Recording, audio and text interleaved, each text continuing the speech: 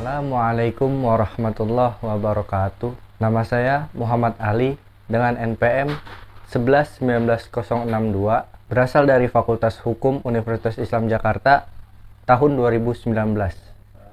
Dan sekarang saya ingin mempresentasikan materi tentang analisis putusan hakim pada tindak pidana anak di Pengadilan Negeri dan Bantul dengan pendekatan restoratif justice sebelum berlakunya Undang-Undang Nomor 11 Tahun 2012 tentang Sistem Peradilan Pidana Anak. Kritik terhadap efektivitas sistem peradilan pidana anak di Indonesia yang masih bersifat retributif ini membuat para pakar hukum sepakat untuk mengubah paradigma model penanganan terhadap tindak pidana yang dilakukan oleh anak yang bersifat retributif dengan model restoratif justice atau keadilan pemulihan, yang juga sering diterjemahkan sebagai keadilan restoratif dan merupakan suatu model pendekatan dengan menitik beratkan adanya partisipasi langsung dari pelaku, korban, dan masyarakat dalam proses penyelesaian perkara pidana, sehingga dianggap dapat menjadi alternatif penyelesaian konflik hukum. Hal ini dalam bentuk pembaharuan pada Undang-Undang Nomor 11 Tahun 2012 tentang Sistem Peradilan Pidana Anak yang selanjutnya disingkat menjadi SPPA, yang akan secara sah diberlakukan atau dapat digunakan pada bulan Juli 2014. Undang-undang SPPA ini menghadirkan prinsip-prinsip restoratif justice dan diversi sebagai prinsip utama dalam proses penyelesaian tindak pidana anak. Diversi adalah pengalihan penyelesaian perkara anak dari proses peradilan pidana ke proses di luar peradilan pidana. Rumusan masalah yang pertama adalah: apakah pendekatan prinsip restoratif justice sudah diterapkan pada perkara anak tahun 2011, tahun 2013, meskipun belum secara sah dapat diberlakukan sesuai dengan yang tercantum dalam Undang-Undang Nomor 11 Tahun 2012 tentang SPPA. Yang kedua, faktor-faktor apakah yang menjadi kendala oleh hakim dalam proses penerapan dengan pendekatan prinsip restoratif justice sebelum pendekatan prinsip tersebut secara sah dapat diberlakukan.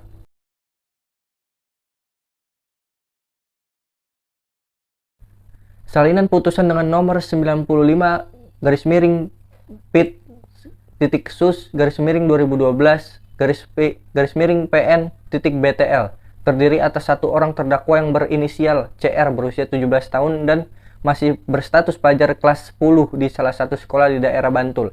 CR terbukti bersalah melakukan tindak pidana turut melakukan penganiayaan sebagaimana diatur dan diancam pidana dalam pasal 351 ayat 1 KUHP, junto pasal 55 ayat 1 ke 1 KUHP. Salinan putusan dengan nomor selanjutnya, salinan putusan dengan nomor 69-PIT-Sus-2012-PN-BTL yang terdiri dari 3 orang terdakwa dan ketiganya masih berstatus sebagai pelajar. Terdakwa 1 dengan inisial TP berusia 16 tahun. Terdakwa 2 dengan inisial HP berusia 16 tahun dan terdakwa 3 dengan inisial DW yang masih berusia 13 tahun. Ketiganya terbukti bersalah melakukan tindak pidana bersama-sama melakukan pencurian dengan pemberatan sebagaimana diatur dalam pasal 363 ayat 1 ke 4 dan ke 5 KUHP. Selanjutnya, salinan putusan dengan nomor 249-PIT-Sus-2013-PN-BTL dengan satu orang terdakwa dengan inisial NB yang terbukti secara sah dan meyakinkan bersalah melakukan tindak pidana sebagaimana yang diatur dan diancam pidana dalam pasal 310 ayat 4 Undang-Undang Nomor 22 Tahun 2009 tentang lalu lintas dan angkutan jalan. Selanjutnya, salinan putusan dengan nomor 278-PIT-Sus-2013-PN-BTL dengan status terdakwa berinisial MA yang masih berusia 17 tahun. Terdakwa merupakan anak yang putus sekolah karena tercatat pendidikan terakhir terdakwa adalah sekolah dasar. Terdakwa terbukti secara sah bersalah melakukan tindak pidana pemerasan sebagaimana diatur dalam pasal 368 ayat 1 KUHP. Selanjutnya, ada penanganan masalah anak yang berhadapan dengan hukum sebelum berlakunya Undang-Undang 11 Tahun 2012 tentang Sistem Peradilan Pidana Anak memang belum dapat diterapkan secara utuh konsep pendekatan diversi dan restoratif justice. Adanya upaya pelaksanaan restoratif justice tidak berarti bahwa semua perkara anak harus dijatuhkan putusan berupa tindakan dikembalikan kepada orang tua, karena hakim tentunya harus memperhatikan kriteria-kriteria tertentu. Sedangkan pada kasus kecelakaan lalu lintas yang menyebabkan meninggalnya orang lain, hakim menjatuhkan pidana penjara selama 5 bulan dan pidana denda sebesar 1 juta rupiah dan akan diganti dengan pidana kurungan 1 bulan jika tidak sanggup melakukan biaya ganti rugi. Nah, kita lalu masuk ke kesimpulan. Kesimpulan yang pertama, restoratif justice adalah sebuah pendekatan yang menekankan pada pemulihan kerugian yang disebabkan atau yang ditimbulkan oleh perbuatan pidana. Memulihkan kerugian ini akan tercapai dengan adanya proses-proses yang kooperatif yang mencakup semua stakeholder atau yang berkepentingan. Tindakan-tindakan yang merefleksikan tujuan-tujuan restoratif akan dapat menyelesaikan kejahatan dengan cara: yang pertama, mengidentifikasi dan mengambil langkah-langkah untuk memulihkan kerugian.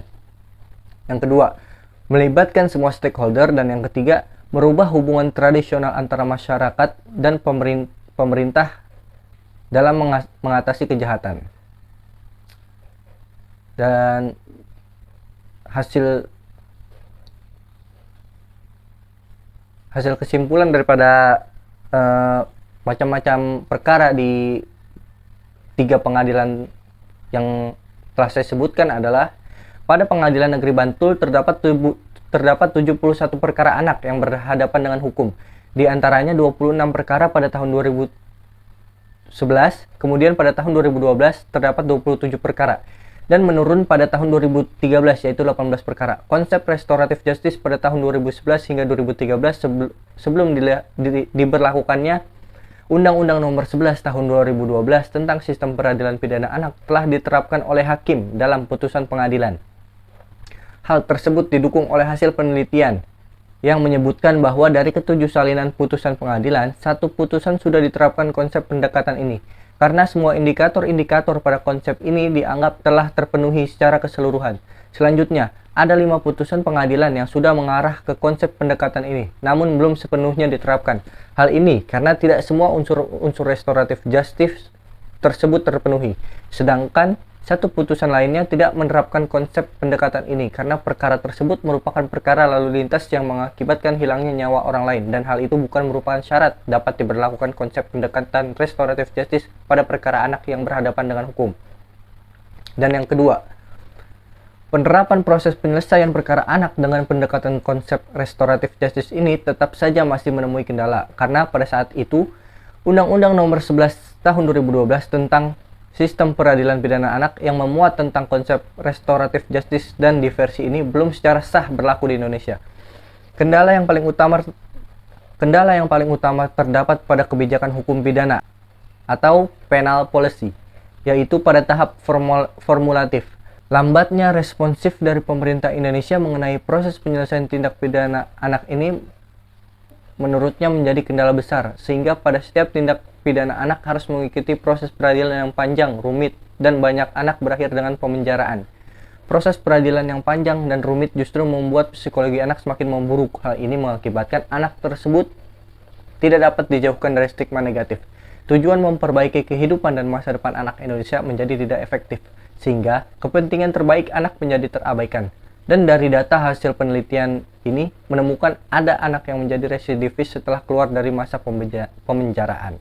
Nah, itulah materi yang bisa saya sampaikan terkait analisis putusan hakim pada tindak pidana anak di Pengadilan Negeri Yogyakarta, Sleman, dan Bantul dengan pendekatan restoratif justice sebelum berlakunya Undang-Undang Nomor 11 Tahun 2012 tentang Sistem Peradilan Pidana Anak. Wassalamualaikum warahmatullahi wabarakatuh.